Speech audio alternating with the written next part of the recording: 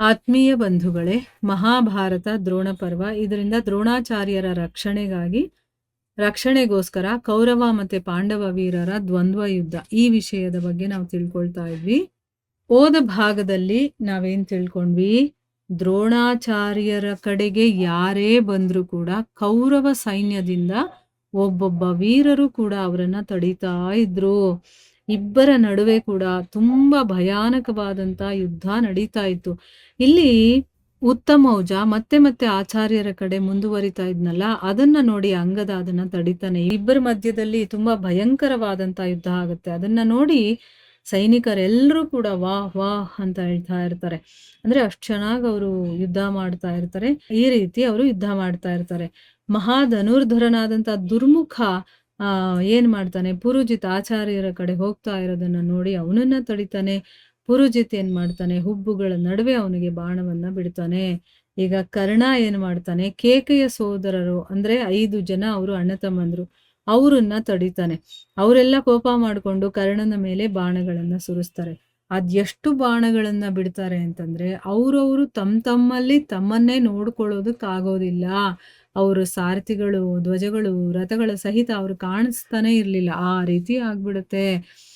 ಇಲ್ಲಿ ಸಂಜಯ ಮುಂದುವರೆದು ಧೃತರಾಷ್ಟ್ರನಿಗೆ ಹೇಳ್ತಾನೆ, ನಿಮ್ಮ 3 ಪುತ್ರರಾದಂತಹ ಯಾರ್ಯಾರು, ದುರ್ಜಯ, ವಿಜಯ, ಜಯ, ಇವರು ನೀಲ, ಕಾಶ್ಯ ಮತ್ತೆ ಜಯತ್ಸೇನನನ್ನ ಮುಂದುವರಿಯೋದ್ರಿಂದ ಅಂದ್ರೆ ಅವರು ದ್ರೋಣರ ಕಡೆ ಬರೋದನ್ನ ತಡೀತಾರೆ ಅಂತ ಅರ್ಥ.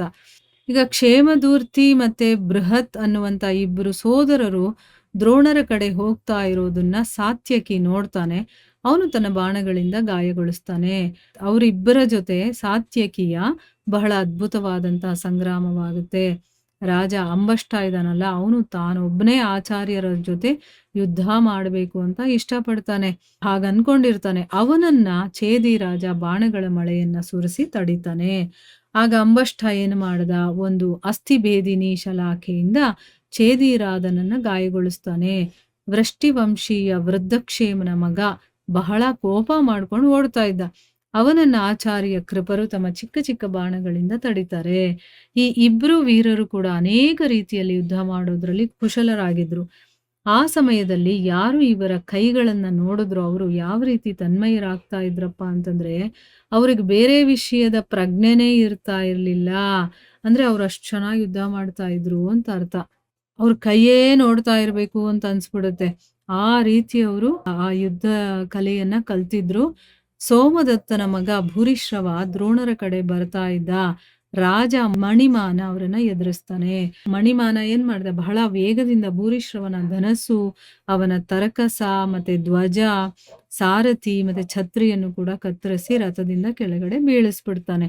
ಆಗ ಭೂರಿಶ್ವ ಏನ್ ಮಾಡ್ತಾನೆ, ತನ್ನ ರಥದಿಂದ ಎಗರಿ ಕತ್ತಿಯನ್ನ ತಗೊಂಡು ಅವನ ಕುದುರೆಗಳನ್ನ ಮತ್ತೆ ಅವನ ಸಾರಥಿಯನ್ನ ಮತ್ತೆ ಧ್ವಜ, ರಥದ ಸಹಿತ ಅವನು ಕತ್ತರಿಸ್ಬಿಡ್ತಾನೆ. ಆಮೇಲೆ ಅವನು ತನ್ನ ರಥದ ಮೇಲೆ ಹತ್ತುತ್ತಾನೆ. ಮತ್ತೆ ಇನ್ನೊಂದು ಧನಸ್ಸನ್ನ ತಗೊಂಡು ಸ್ವತಃ ಕುದುರೆಗಳನ್ನ ಓಡಿಸ್ತಾ ಪಾಂಡವರ ಸೈನ್ಯವನ್ನ ಧ್ವಂಸ ಮಾಡೋದಕ್ಕೆ ಪ್ರಾರಂಭ ಮಾಡ್ತಾನೆ. ಇದೇ ರೀತಿ ದುರ್ಜಯ ವೀರರಾದಂತಹ ಪಾಂಡವರು ಬರ್ತಾ ಇರೋದನ್ನ ನೋಡಿ ಅವರನ್ನ ಮಹಾಬಲಿ ವೃಷಸೇನ ತನ್ನ ಬಾಣಗಳ ಮಳೆಯಿಂದ ತಡಿತಾನೆ. ಇದೇ ಸಮಯಕ್ಕೆ ದ್ರೋಣಾಚಾರ್ಯರ ಮೇಲೆ ಆಕ್ರಮಣ ಮಾಡಬೇಕು ಅನ್ನುವಂತ ವಿಚಾರದಿಂದ ಘಟೋತ್ಕಚ ಏನ್ ಮಾಡ್ತಾನೆ, ಗದೆ, ಪರಿಘ, ಕತ್ತಿ, ಪಟ್ಟಿಶ, ಲೋಹದಂಡ, ಕಲ್ಲು, ಲಾಠಿ, ಪರಶು, ತೋಮರ, ಬಾಣ, ಒನಕೆ, ಮುದ್ಗರ, ಚಕ್ರ, ಬಿಂಧಿಪಾಲ, ಪ್ರಾಸ, ವಾಯು, ಧೂಳು, ಅಗ್ನಿ, ಜಲ, ಭಸ್ಮ, ತೃಣ ಮತ್ತೆ ವೃಕ್ಷ, ಈ ರೀತಿ ಎಲ್ಲದರಿಂದ ಇಡೀ ಸೈನ್ಯವನ್ನ ಗಾಯಗೊಳಿಸ್ತಾ ಮತ್ತೆ ನಾಶ ಮಾಡ್ತಾ ಆ ಕಡೆ ಈ ಕಡೆ ಓಡ್ತಾ ಮುಂದೆ ಬರ್ತಾನೆ. ಅವನ ಮೇಲೆ ರಾಕ್ಷಸರಾಜನಾದಂತ ಅಲಂಬುಷ ವಿಧವಾದಂತ ಶಸ್ತ್ರಗಳಿಂದ ದಾಳಿ ಮಾಡ್ತಾನೆ.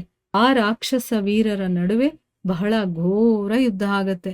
ಈಗ ಮನುಷ್ಯರು ಯುದ್ಧ ಮಾಡ್ಕೊಂಡಾಗ ಅದು ಬೇರೆ ರೀತಿ ಇರುತ್ತೆ.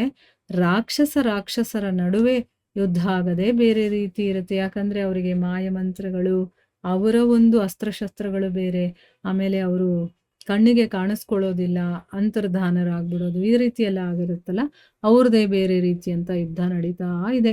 ಈ ರೀತಿ ನಿಮ್ಮ ಮತ್ತೆ ಪಾಂಡವರ ಸೈನ್ಯದ ರಥಿಗಳು, ಗಜಾರೋಹಿಗಳು, ಅಶ್ವಾರೋಹಿಗಳು ಮತ್ತೆ ಪದಾದಿ ಸೈನಿಕರ ನಡುವೆ ಯುದ್ಧ ನಡೆಯುತ್ತೆ. ಈ ಸಮಯದಲ್ಲಿ ದ್ರೋಣರು ಸಾಯೋದನ್ನ ತಡೆಯೋದಕ್ಕೋಸ್ಕರ ಹೇಗೆ ಯುದ್ಧ ನಡೀತೋ ಈ ರೀತಿ ಇದಕ್ಕೆ ಮೊದಲು ನಾನು ಯಾವತ್ತೂ ನೋಡಿಲ್ಲ ಮತ್ತೆ ಕೇಳಿಲ್ಲ ಅಂತ ಹೇಳ್ತಾರೆ. ಅಂದ್ರೆ ದ್ರೋಣರನ್ನ ರಕ್ಷಣೆ ಮಾಡೋದಕ್ಕೋಸ್ಕರ ತುಂಬಾನೇ ಘೋರವಾದಂತ ಯುದ್ಧ ನಡೀತಾ ಇದೆ. ಮುಂದುವರೆದು ಸಂಜಯ ಧೃತರಾಷ್ಟ್ರನಿಗೆ ಹೇಳ್ತಾನೆ, ರಾಜ ಅಲ್ಲಿ ಅಲ್ಲಲ್ಲಲ್ಲಿ ಅನೇಕ ಯುದ್ಧಗಳಾಗ್ತಾ ಇತ್ತು. ಅವುಗಳಲ್ಲಿ ಕೆಲವು ಘೋರವಾಗಿತ್ತು, ಕೆಲವು ಭಯಾನಕವಾಗಿತ್ತು, ಮತ್ತೆ ಕೆಲವು ಬಹಳ ವಿಚಿತ್ರವಾಗಿತ್ತು. ಈ ರೀತಿನೂ ಯುದ್ಧ ಮಾಡ್ತಾರಾ ಅನ್ಸೋ ಹಾಗಿತ್ತು ಅಂತಂದ್ಬಿಟ್ಟು ಸಂಜಯ ಆ ಕುರುಕ್ಷೇತ್ರ ಯುದ್ಧದಲ್ಲಿ ನಡೀತಾ ಇದ್ದಂತಹ ಯುದ್ಧದ ಬಗ್ಗೆ ವಿವರಣೆಯನ್ನ ಹೇಳ್ತಾ ಇದ್ದಾನೆ.